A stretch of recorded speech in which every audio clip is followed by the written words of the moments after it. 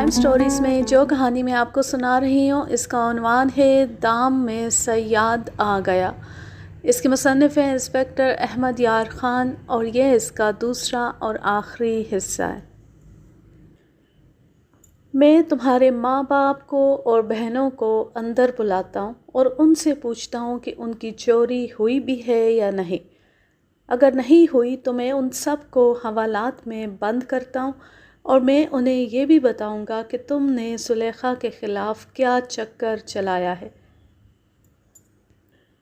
تمہاری بدمعاشی تمہارے پورے خاندان کو جیل بھجوا رہی ہے۔ تم اپنے آپ کو اس شہر کا مہاراجا سمجھتے ہو۔ میں تمہاری حالت بھنگیوں سے بھی بدتر کر دوں گا اور تمہاری بہنیں۔ میں نے آگے کچھ نہ کہا۔ کوئی گنجائش نکل سکتی ہے؟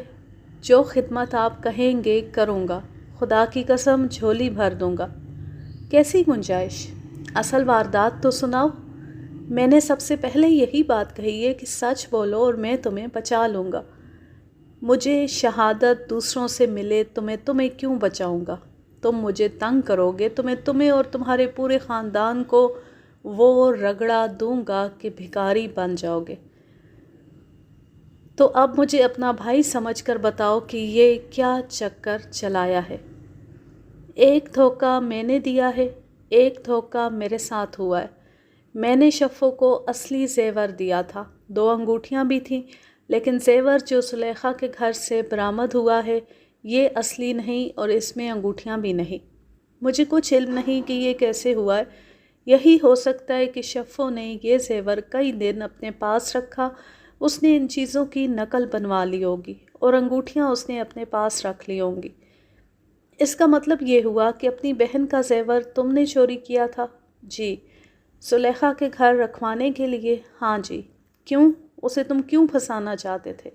اس نے وہی وجہ بتا دی جو مجھے پہلے زلیخا اور شفو سے معلوم ہو چکی تھی۔ اسے اپنی بیوی پسند نہیں تھی۔ اس نے زلیخا کو اپنے دل میں بٹھا لیا تھا لیکن زلیخا نے اسے دھتکار دیا۔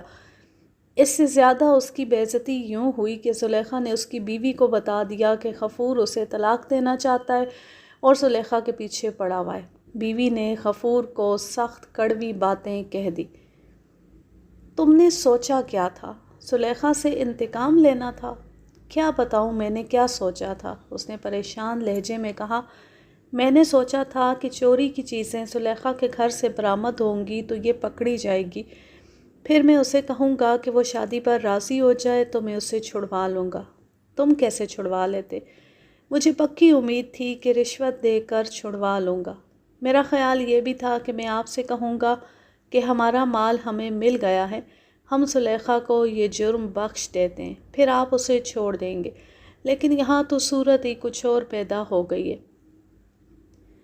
یہ تمہاری بیوی کی آہ کا نتیجہ ہے۔ کوئی انسان جب کسی انسان کی قسمت اپنے ہاتھ میں لینے کی کوشش کرتا ہے تو اس کا انجام یہی ہوتا ہے۔ بہرحال چودھری غفور، یہ تمہارے گھر کا معاملہ ہے۔ میرا مسئلہ یہ ہے کہ تمہاری بہن کا جو زیور چوری ہوا ہے وہ ابھی نہیں ملا۔ چوری تم نے کی تھی۔ میرا شک یہ ہے کہ اصلی زیور تم نے خود بیچ کھایا ہے اور زلیخا کو پھنسانے کے لیے نقلی زیور اس کے گھر رکھوا دیا تھا۔ نقلی زیور کس سے بنوایا تھا؟ اس نے قسمیں کھانی شروع کر دیں۔ اب وہ اسی طرح تڑپ رہا تھا جس طرح بے گناہ آدمی پر جھوٹا الزام لگاؤ تو وہ تڑپتا ہے۔ میں نے اسے بہت پریشان کیا لیکن وہ تڑپ تڑپ کر انکار کرتا رہا۔ مجھے بہن کا زیور بیچنے کی کیا ضرورت ہے؟ میرے گھر میں روپے پیسے ٹھیکروں کی مانند بکھرے رہتے ہیں۔ میرا تو مقصد ہی کچھ اور تھا۔ مجھے امید تھی کہ میرا کام بھی ہو جائے گا اور بہن کا زیور بھی واپس آ جائے گا۔ مجھے ان کے زیور کے ساتھ یہ دلچسپی تھی کہ وہ چوری ہو گیا تھا اور برآمد کرنا تھا۔ میں نے چور پکڑ لیا تھا، یہ غفور تھا، لیکن مال ابھی برآمد نہیں ہوا تھا۔ غفور شفو کی نشاندہی کر رہا تھا کہ اس نے اصل زیور شفو کو دیا تھا۔ میں شفو سے پہلے ہی پوچھ چکا تھا۔ وہ کہتی تھی کہ اس نے غور سے دیکھا ہی نہیں تھا کہ اسے جو زیور دیا گیا ہے وہ اصلی ہے یا نقلی۔ 2 انگوٹھیاں تو ملی نہیں تھیں۔ میں نے غفور کو ایک کانسٹیبل کے حوالے کر کے کہا کہ اسے اپنی بیرک میں بٹھائے اور کوئی اس کے پاس نہ آئے۔ اسے بھیج کر شفو کو بلایا اور از سرِ نو اس پر جرح کی۔ وہ کہتی تھی وہ کہتی تھی کہ اس کے گھر کی تلاشی لی جائے، اس میں اتنی جرأت نہیں کہ جن کا دیا کھاتی ہے ان کی سونے کی انگوٹھیاں ہضم کر جائے۔ میں غریب عورت ہوں جی، مجھے جو حکم ملا وہ میں نے پورا کیا۔ مجھ میں اتنی عقل ہے کہ میں نے سوچ لیا تھا کہ اس کھیل میں پولیس بھی آئے گی اور یہ کام بڑا خطرناک ہے، اس لیے میں یہ چیزیں زیادہ دن اپنے پاس رکھنے سے ڈرتی تھی۔ مجھے یہی ڈر تھا جو میرے سامنے آ گیا ہے۔ میں نے شفو پر اعتبار کر لیا کیونکہ وہ مجھے راز دے چکی تھی، اس نے اپنے مالک کو پکڑوا دیا تھا، اب کوئی بات چھپانے کی اس کے پاس کوئی وجہ نہیں تھی۔ میں نے اسے بھی باہر بٹھا دیا۔ مجھے اچھی طرح یاد ہے کہ رات کے 12:30 بج گئے تھے۔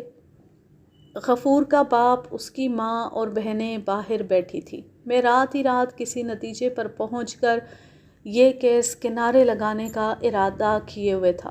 مجھے اب اس پر غور کرنا تھا کہ نقلی زیور کہاں سے آیا۔ مجھے یاد آیا کہ جس سنار نے یہ بتایا تھا کہ اس پر سونے کا پانی چڑھا ہوا ہے، اس نے یہ بھی کہا تھا کہ یہ پانی نیا نیا چڑھا ہے، اس کے بعد اسے خراب ہو جانا تھا۔ سوچتے سوچتے مجھے خیال آیا کہ سونے کا پانی کسی سنار نے چڑھایا ہوگا۔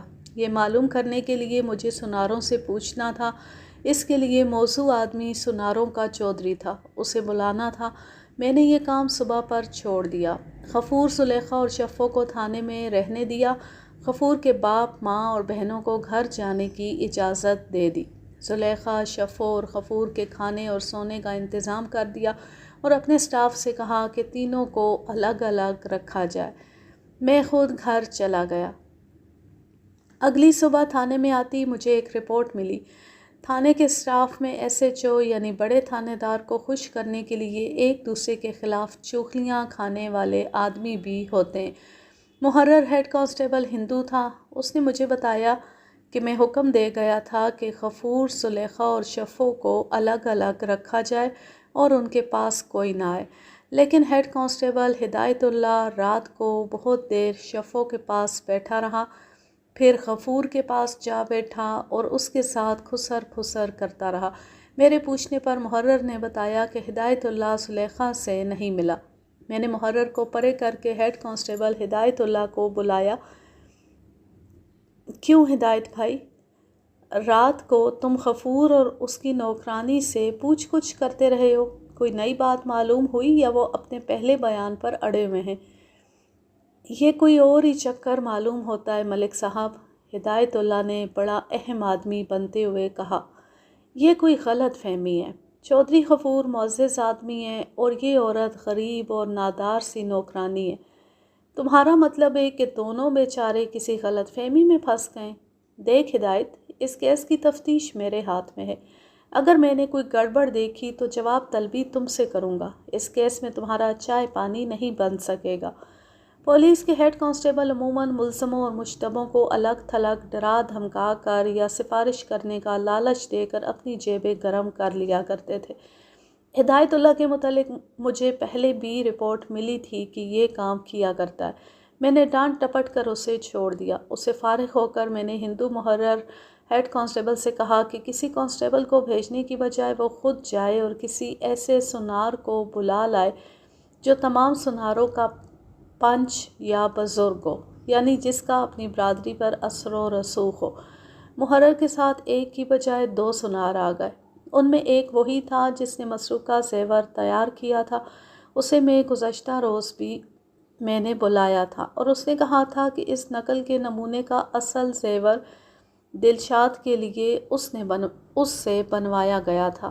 میں نے نقلی ہار اور کڑے انہیں دکھا کر کہا کہ چند روز پہلے سونے کا یہ پانی چڑھایا گیا ہے۔ میں یہ معلوم کرنا چاہتا ہوں کہ یہ نقل کس نے بنوائی ہے۔ ہو سکتا ہے یہاں سے بنوائی ہی نہ گئی ہو۔ آپ معلوم کریں اور سب سے کہیں کہ جس کسی نے یہ نقل بنائی ہے اس نے کوئی جرم نہیں کیا، بلکہ وہ ایک مجرم کو پکڑنے میں مدد دے، اس کی اسے شاباش ملے گی اور میں اس کا بہت مشکور ہوں گا، بلکہ یہ مجھ پر اس کا احسان ہوگا۔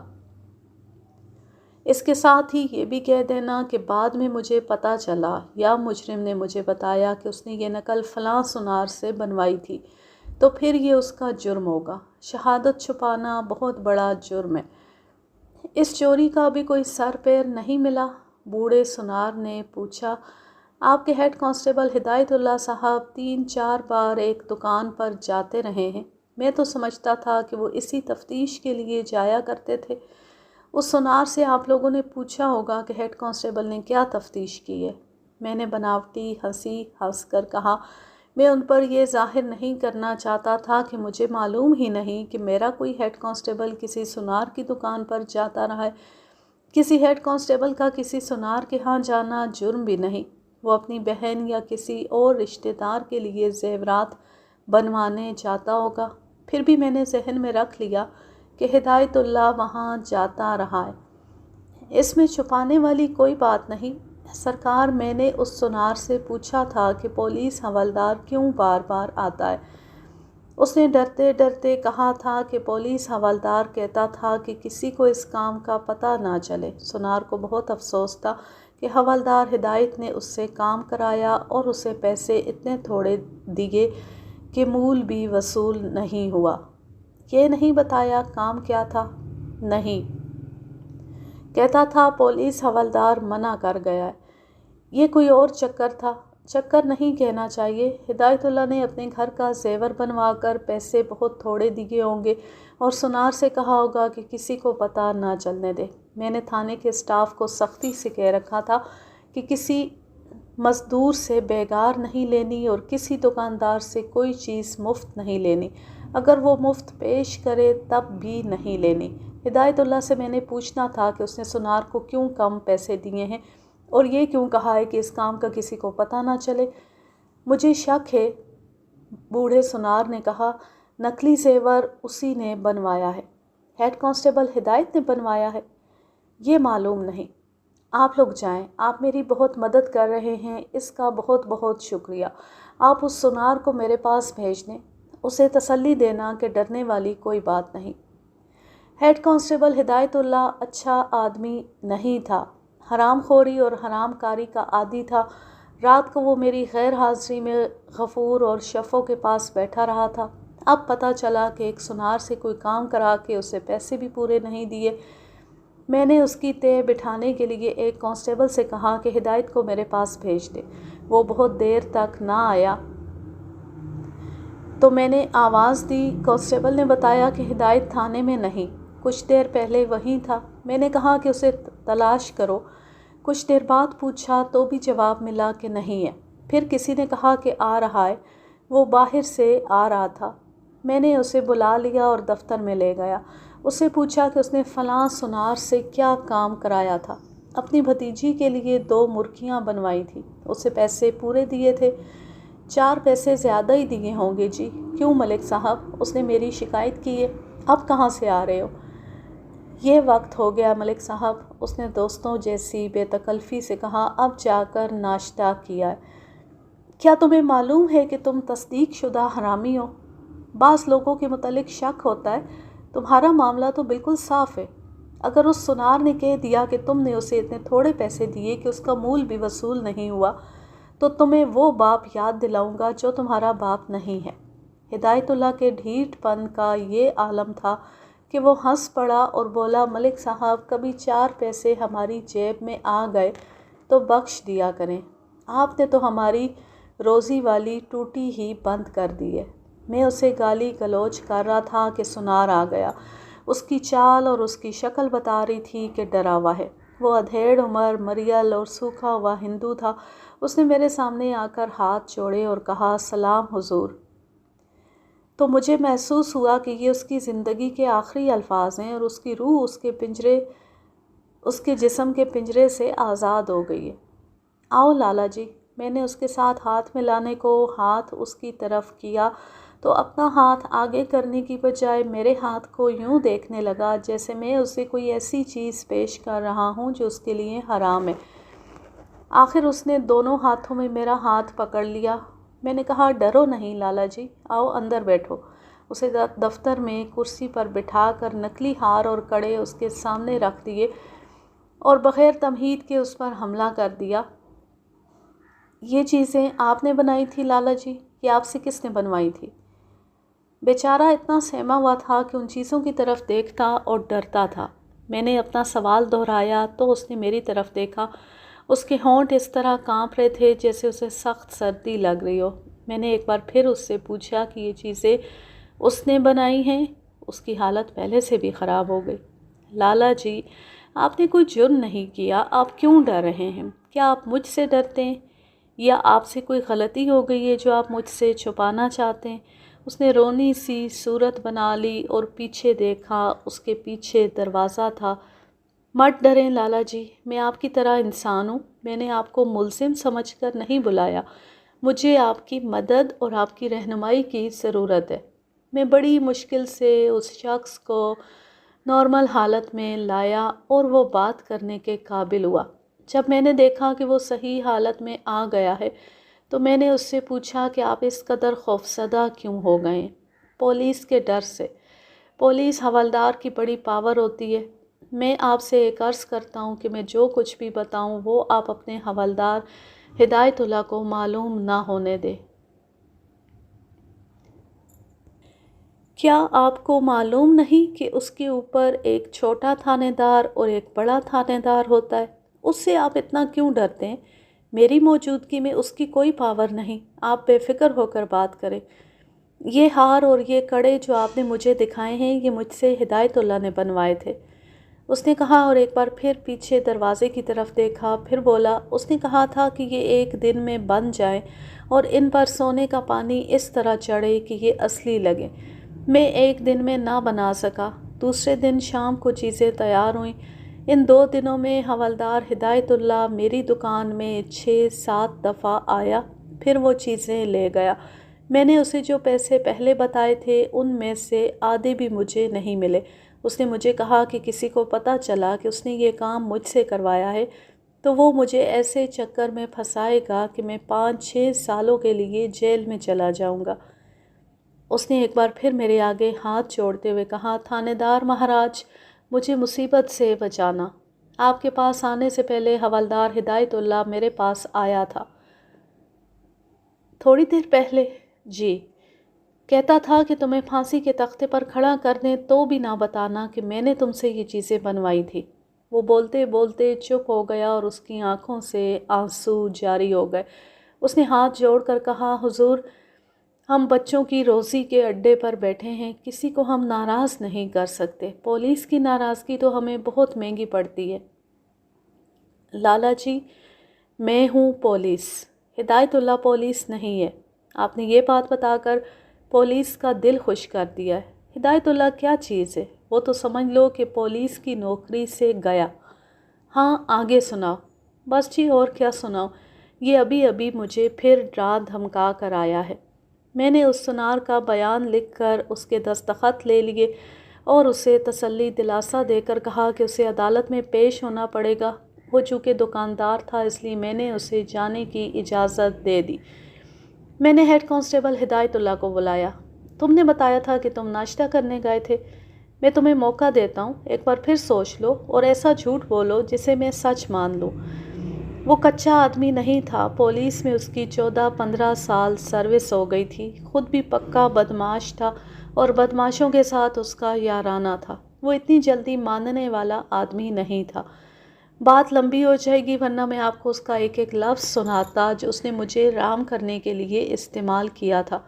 میں جانتا تھا کہ اسے معلوم ہے کہ میں اس سے کیا پوچھ رہا ہوں۔ اس نے اس سنار کو آتے دیکھا تھا۔ تم ناشتہ کرنے نہیں گئے تھے۔ پہلے 2 سناروں کو دیکھ کر تم نے جان لیا تھا کہ میں اس سنار کو بھی بلاؤں گا جس سے تم نے یہ ہار اور کڑے بنوائے ہیں۔ تم اسے ڈرانے دھمکانے کے لیے چلے گئے تھے۔ بولو، کیا یہ جھوٹ ہے؟ نہیں ملک صاحب۔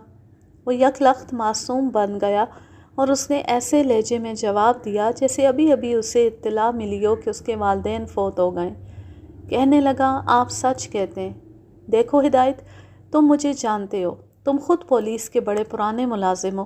مجرموں کی طرح میرے ساتھ بات نہ کرو، سیدھی بات کرو، پھر میں دیکھوں گا کہ میں تمہارے لیے کیا کر سکتا ہوں۔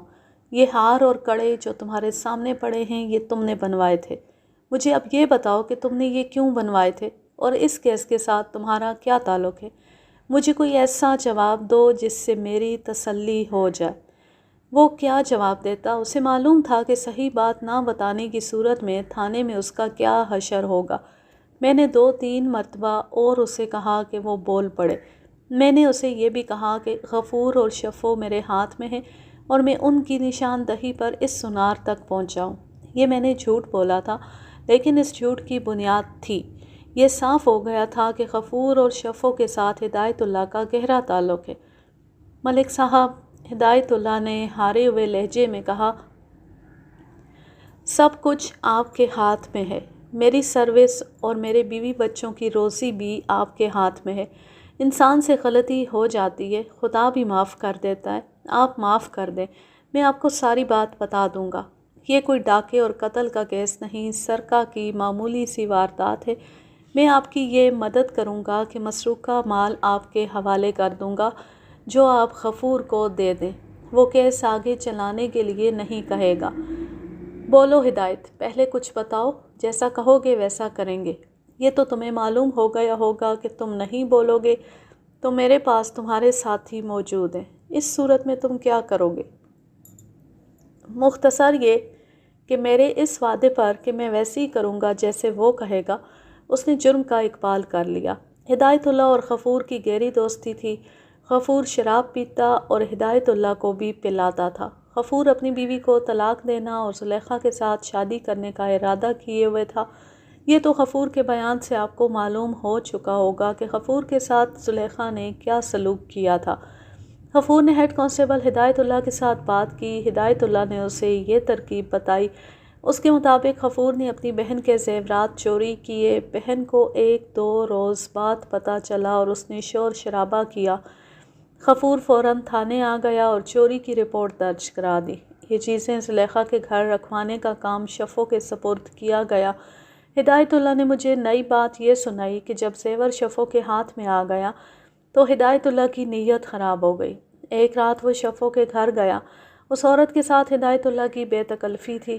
ہدایت اللہ نے شفو سے کہا کہ یہ چوری کا مال ہے، آؤ کچھ ہم بھی کما لیں۔ اس نے کچھ کمانے کا طریقہ یہ بتایا کہ وہ کسی سنار سے ان چیزوں کی نقل بنوا کر ان پر سونے کا پانی چڑھا لے گا، پھر یہ نقلی چیزیں شفو زلیخا کے گھر رکھ آئے۔ شفو غفور سے ڈر گئی۔ ہدایت اللہ نے اسے کہا کہ غفور کو پتہ چل بھی گیا کہ اسے نقلی مال واپس ملا اور یہ ہماری کارستانی ہے، تو بھی وہ نہیں بولے گا کیونکہ وہ چور ہے۔ اس نے شفو کو یہ دھمکی بھی دی کہ اس نے زیور اسے نہ دیا تو وہ پولیس حوالدار ہے، اسے کسی جھوٹے مقدمے میں پھنسا لے گا۔ اس نے شفو سے یہ بھی کہا کہ تھانے دار اپنا یار ہے، غفور اور اس کے گھر والوں کی ایک نہیں سنے گا کہ جو زیور انہیں برآمد کر کے دیا جا رہا ہے یہ نقلی ہے۔ ہدایت اللہ نے اسے خاصی زیادہ رقم دینے کا وعدہ کیا۔ ہدایت اللہ کا ارادہ یہ تھا کہ قصبے سے 25 میل دور جا کر اصلی زیور بیچے گا اور شفو کو آدھا حصہ دے گا۔ شفو مان گئی۔ اس نے زیور ہدایت اللہ کے حوالے کر دیا۔ ہدایت اللہ اس سنار کے پاس گیا اور اسے اصلی ہار اور کڑے دکھا کر کہا کہ اس کی نقل بنانی ہے اور اوپر سونے کا پانی چڑھانا ہے۔ شفو کو معلوم نہیں تھا کہ ہدایت اللہ نے سونے کے پانی والی چیزیں کہاں سے بنوائی ہیں۔ اس دوران وہ غفور کو بتاتی رہی کہ وہ زلیخا کے گھر ہر روز جاتی ہے لیکن اسے موقع نہیں مل رہا۔ ہدایت اللہ نے اسے نقلی زیور لا کر دے دیا لیکن اس میں انگوٹھیاں نہیں تھیں۔ یہ اس نے شفو کو بطور انعام دیں لیکن شفو نے اس لیے نہ لیں کہ پکڑی جائے گی۔ وہ کہتی تھی کہ اسے رقم دی جائے۔ اس طرح انگوٹھیوں کی نقل نہ بن سکی۔ انگوٹھیاں ہدایت اللہ نے رکھ لیں۔ شفو یہ نقلی ہار اور کڑے اپنے کپڑوں میں چھپا کر زلیخا کے گھر لے جاتی رہی اور موقع دیکھ کر اس کوٹری میں سب سے نیچے والی ہانڈی میں رکھ آئی۔ اس نے غفور کو بتایا، غفور نے ہدایت اللہ کو بتایا، ہدایت نے شفو کو بیان یاد کرایا اور اس طرح مجھ تک رپورٹ پہنچی کہ زیور کا پتہ چل گیا ہے کہ کہاں ہے۔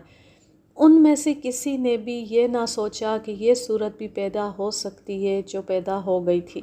میں نے اس کے بعد شفو اور غفور کے بیان لیے تو ان سے پوچھا کہ انہوں نے اپنے اپنے اقبالی بیان میں ہدایت اللہ کا نام کیوں نہیں لیا تھا۔ دونوں کا جواب تقریباً ایک جیسا تھا۔ وہ ڈرتے تھے کہ ہدایت اللہ ہیڈ کانسٹیبل ہے، اس لیے اس کے خلاف کوئی کارروائی نہیں ہوگی بلکہ وہ انہیں نقصان پہنچائے گا۔ شفو نے پہلے بیان میں کہا تھا کہ وہ 2 دن زلیخا کے گھر زیورات لے کر جاتی رہی، لیکن اسے تیسرے دن زیور کوٹری میں رکھنے کا موقع ملا۔ دوسرے بیان میں اس نے بتایا کہ وہ زیور کی نقل تیار ہونے تک زلیخا کے ہاں گئی ہی نہیں۔ زیور رکھنے تک کئی دن گزر گئے تھے۔ ہدایت اللہ نے بیان دے کر کہا کہ وہ اصلی زیور لا دیتا ہے۔ میں نے اسے کہا کہ میں خود اس کے ساتھ جاؤں گا۔ وہ بہت تڑپا۔ میں نے برآمدگی کی، باقاعدہ کارروائی کی اور زیور بما انگوٹھیاں برآمد کر کے غفور کے ماں باپ اور بہنوں سے شناخت کرایا۔ اب انہوں نے کہا کہ یہ ان کا زیور ہے۔ کیس بڑا صاف تھا، شہادت موجود تھی۔ ہدایت اللہ نے مجسٹریٹ کے سامنے اقبالی بیان سے انکار کر دیا۔ مجھے اس کے اقبالی بیان کی ضرورت ہی نہیں تھی۔ میں نے مقدمہ تیار کیا اور عدالت میں پیش کر دیا۔ غفور کو چوری اور تھانے میں جھوٹی رپورٹ درج کرانے اور ایک شریف عورت کو پریشان اور بدنام کرنے کے جرم میں 4 سال سزائے قید دی گئی۔ یہ سزا مجموعی تھی۔ عملاً اسے 2 سال جیل میں رہنا تھا۔ ہدایت اللہ کو مسروقہ مال اپنے قبضے میں رکھنے اور دھوکہ دہی میں 3 سال سزائے قید دی گئی۔ شفو کے خلاف میں نے دانستہ ڈھیلے سے گواہ پیش کیے تھے، لیکن وہ جرم میں شریک تھی، اس لیے اسے آنتے جرم میں 6 ماہ سزائے قید دی گئی۔ یوں یہ زبردست کہانی اپنے اختتام کو پہنچی۔ اب میں لیتی ہوں آپ سے اجازت۔ جہاں رہیں خوش رہیں، شاد و آباد رہیں، ہنستے مسکراتے رہیں۔ اللہ حافظ، اللہ نگہبان۔